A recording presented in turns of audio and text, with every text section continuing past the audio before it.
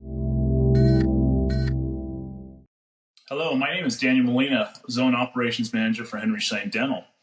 I will be walking you through a step-by-step checklist on how to properly shut down your office for an extended period of time. I will be covering different areas of your office and going in a specific order to properly shut down your equipment so that you will return and be able to start up your office properly to be able to take care of your patients efficiently.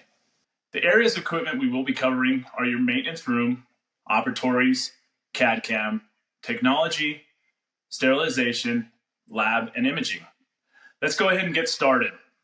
Mechanical room. The first thing you want to look for is your nitrous tanks and oxygen tanks. You want to make sure each valve is shut off. In most cases, you'll have 4 tanks, 2 that are in use and 2 that are backup. It's very important that you first shut off your alarm system so that you don't set off an alarm when you shut off your tanks, signaling a low pressure. Once that is completed, you're going to want to move to your vacuum. It is important to shut off both your compressor and vacuum from your hallway remote switch.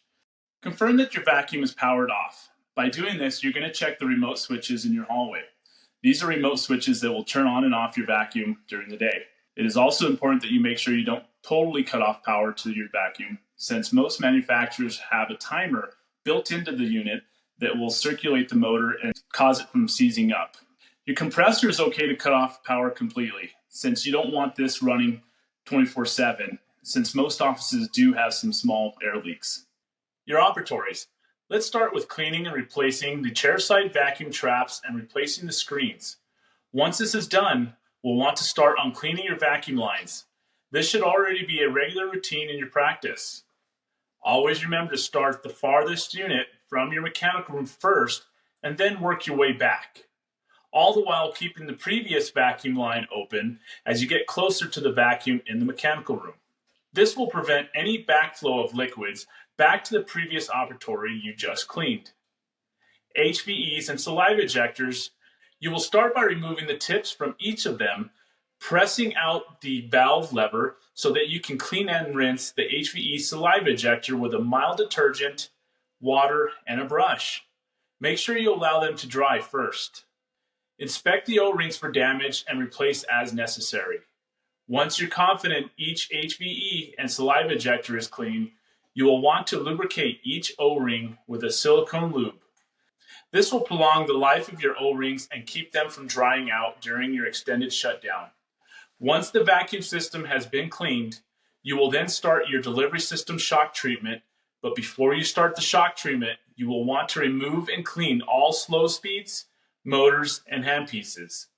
Also, if your bottles are equipped with Steri straws, you will want to remove them prior to performing the shock treatment.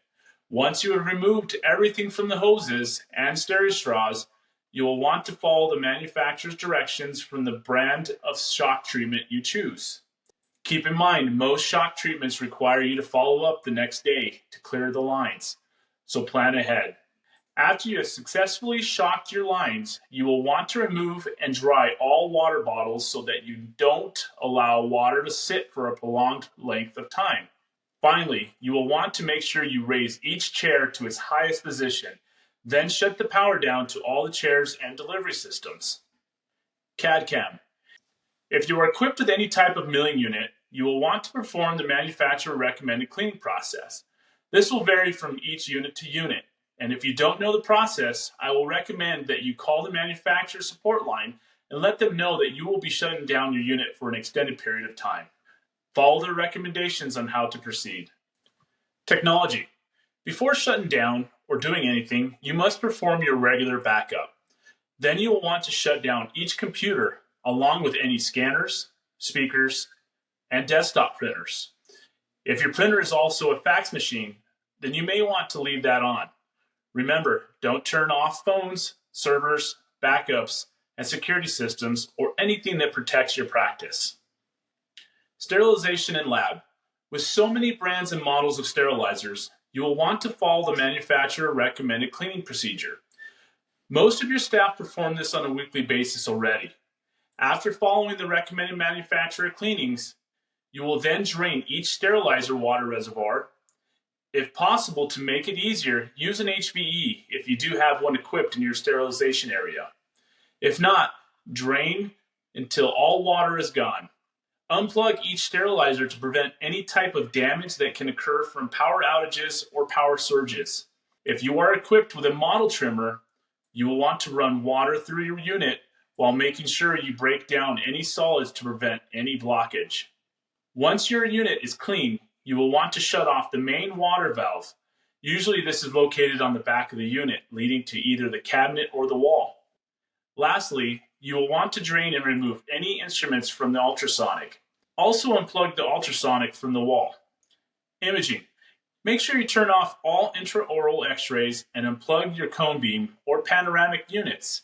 Again, this is to prevent any type of power outage or power surge. If you do have a handheld x-ray, it is recommended that you disconnect or remove them from any charging cradle so that they don't lose any length of life. Thank you for listening today.